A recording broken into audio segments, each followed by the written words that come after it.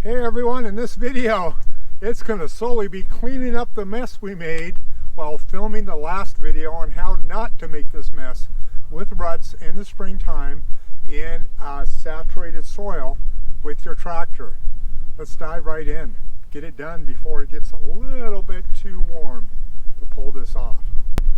So I'm going to be using the box scraper on the back of the little tractor. Little tractor, as we talked about in the previous video, has better flotation, so it doesn't dig down into the soil as bad as it's being ran across muddy ground. And we're going to use the box scraper to knock off all the ridges in the ruts and try to start filling that in. Now, if we're out here and it's too cold, below freezing, much below freezing, we won't be able to get a bite with the box scraper. Right now we're right at 30 degrees. I'm going to do some work with the box scraper here, introducing you guys to how it works. And about that time, with the sun on it, we'll be right about 32 and we'll be able to start cleaning this mess up. So let's get to it. The wind noise was just too much in this part of the video, so I'm going to dub over. And we're looking at the box scraper here. I'm showing the leading or forward edge. And that's where the cutting goes when you're going forward with the tractor. There's an opposite one on the back side when you're backing up. But this is what we're going to be working with to smooth out the rut and to cut down the edges on each side of the rut and fill the rut back in. Now, the important thing to avoid digging into the ground is we don't want to lower it too deep with the top link, and we don't want to have the angle of attack of the blade too sharp. So we want to keep it in a neutral position.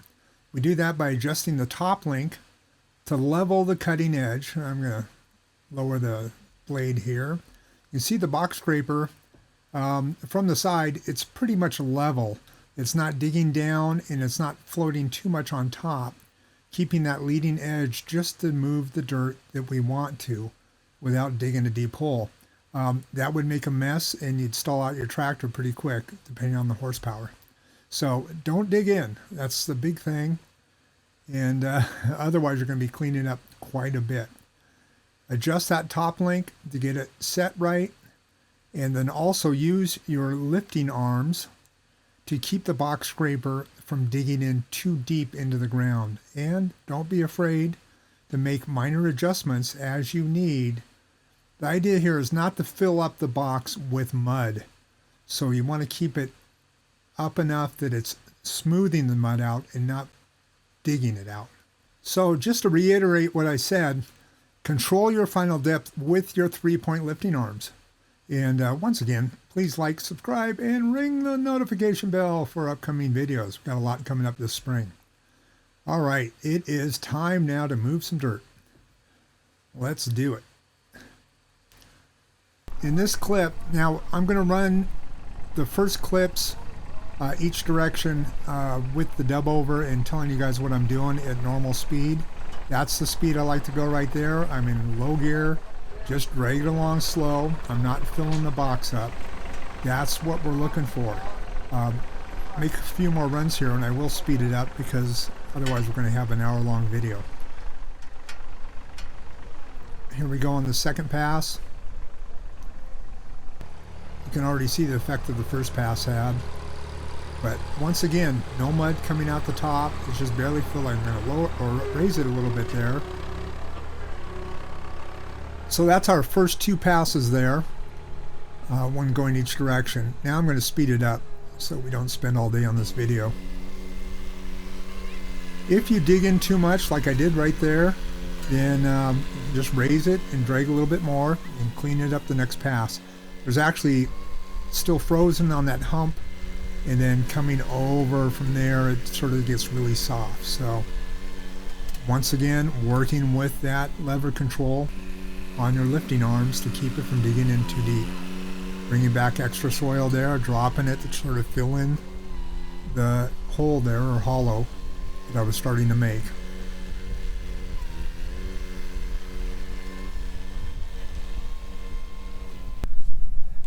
As you can see, we've done a pretty good job at knocking down those ruts and filling them in. Now it's not perfect, it's a little too soft over here still. It didn't freeze up as much as I wanted overnight, but got a good start there. It's to the point now that as this dries out more, it'll be a lot easier to get a level, perfectly level surface. So we're going to move over now. I'm going to show you another portion that I really messed up. I think I yelled at for that one. And let's see, a little bit different. It's a little bit drier. We'll get much better results. Let's take a look.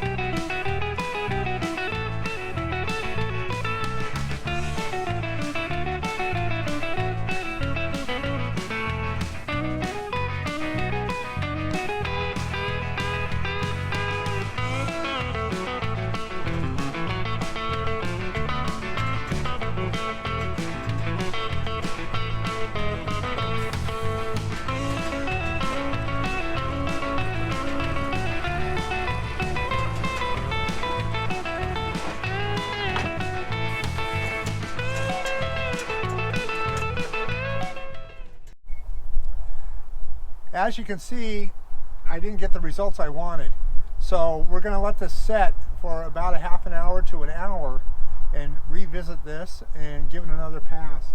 The ground's still a little too frozen and the box scraper is just skipping across the top of the ice. So we're going to let that thaw a little bit and let's come right back. Well, it's about an hour later and as predicted, the sun came out and really muddy this up. Let's see if we can get it to work. It might be a little too wet, but we'll give it a shot. Sorry about the wind noise if it's getting through. The wind is really howling now. In fact, they knocked the camera over. So if you do see the camera go weird, it's the wind. All right, let's give it a shot.